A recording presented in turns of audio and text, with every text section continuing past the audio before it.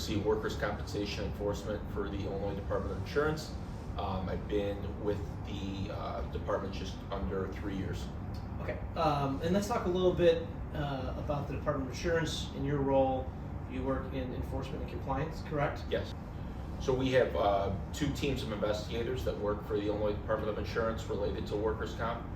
One focuses on workers' compensation compliance, which enforces the part of the Workers' Comp Act that requires employers to have coverage for their workers.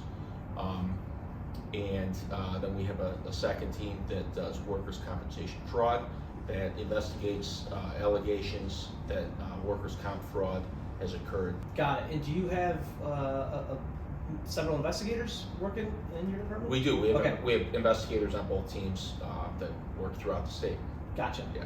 And then in the case where there is a claim filed or a case that you guys built, you bring the case to the Workers' Comp Commission, and they ultimately adjudicate it, essentially? So yes, when we learn of an employer alleged to be violating the act by failing to have coverage, we'll conduct an investigation. We will issue notices to them to have an informal hearing, and we'll try to resolve it with them directly. They can be punished with fines of up to $500 per day of non-compliance. So that's $182,500 per year if they're functioning that way.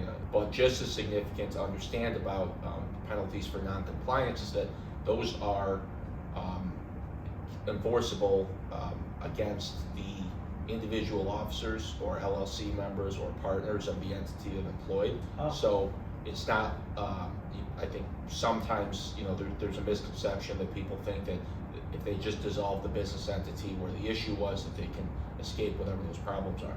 For workers' comp compliance, that's not the case. The law provides for enforcement against individual, the officers or the partners, or the So there's LLC personal members. liability. There's personal liability on those. Because workers' compensation premiums can be very expensive, especially if you're in the construction industry.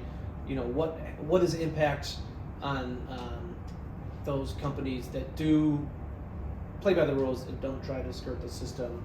Are they forced to pay more to cover, the cheats up there?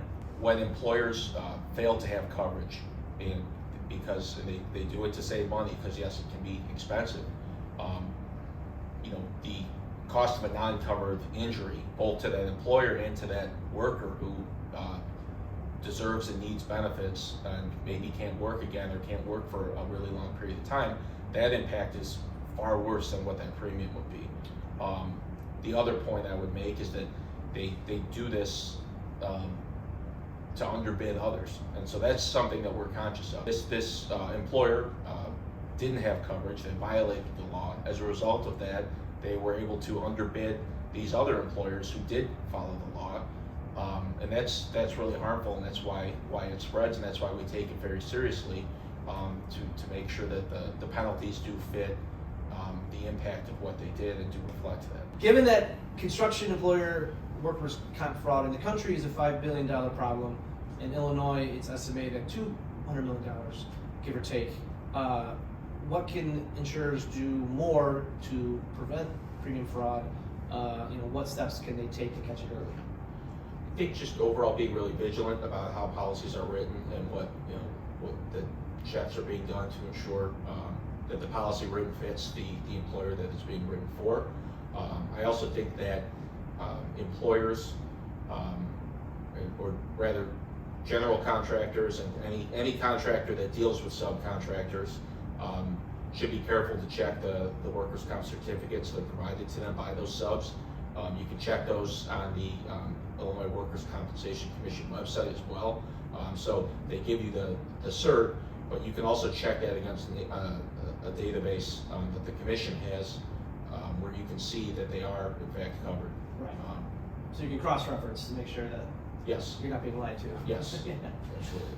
And if you do find that you've been given a false certificate, that policy number doesn't check out, you can report that to the Illinois Department of Insurance, and we'll investigate that criminally.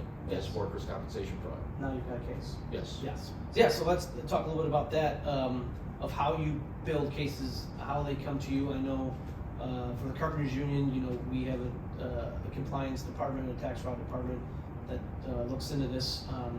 And if you could talk a little bit about the referrals that you get and the work that you do with the carpenters in particular to help build some of these cases.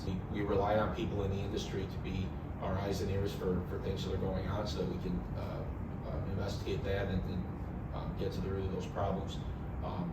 So yeah, the carpenters have provided numerous tips. A lot of labor organizations have provided tips. A lot of the business organizations have as well, and we rely on that. And we appreciate that. Yeah, and we appreciate you guys taking those cases on, and as we said before, just a lot of it comes down to leveling the playing field for those who do buy the mills.